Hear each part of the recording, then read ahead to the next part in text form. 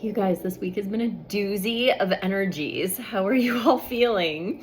It feels like it's getting a little lighter today. And I know last week we talked about there being a ton of solar flares. I hope everybody did really good self-care this week. We also were riding the wave of the solar flares, which then turned into Schumann resonance spikes, which can affect the sun is electromagnetic and it's affecting the grid of the planet. And then this affects our physical bodies. So it makes sense. I mean, if satellites can be blown out, our bodies can be blown out. So I hope you're taking good care of yourself.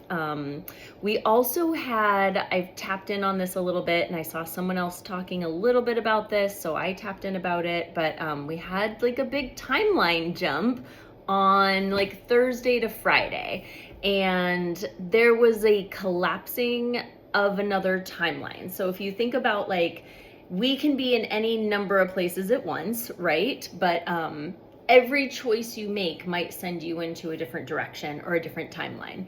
But collectively, there was a few potentials with the timeline, and we averted the more destructive timeline, basically. So this isn't something you're going to hear about in the news, but basically go Team Humanity, because we raised our frequency enough that our frequency speaks for us and says what we want and wish to create. And enough people raised enough frequency to the point of love and peace that we are moving in that direction. So I know it doesn't look like that in the world right now, and things feel and seem really destructive and hard, and they are. And there's another timeline where it could have been way worse, that we were collapsing into ourselves. And there's also, as much as it looks bad, a lot of this is stuff being uncovered and for us to see so that we can do something about it and so that we can bring ourselves back to peace.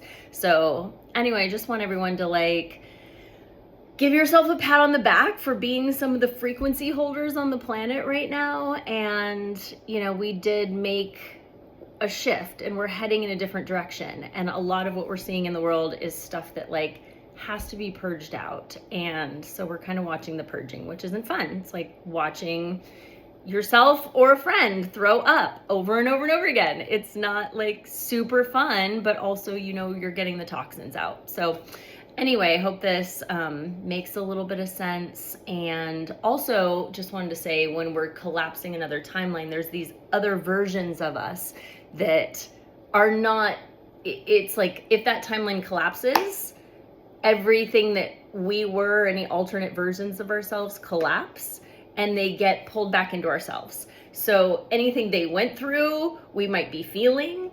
So something I did yesterday and today with myself and with a couple clients and friends that are also very intuitive and tapped in, we checked in to see what emotions from the other timeline were coming in that potentially needed help clearing, that could get stuck within our now timeline. And we don't want to hold those emotions in the now timeline, because we're trying to hold a higher frequency of, love and healing and peace within ourselves and energetic sovereignty within ourselves. So anyway, if you want any help or support with this, I'm here.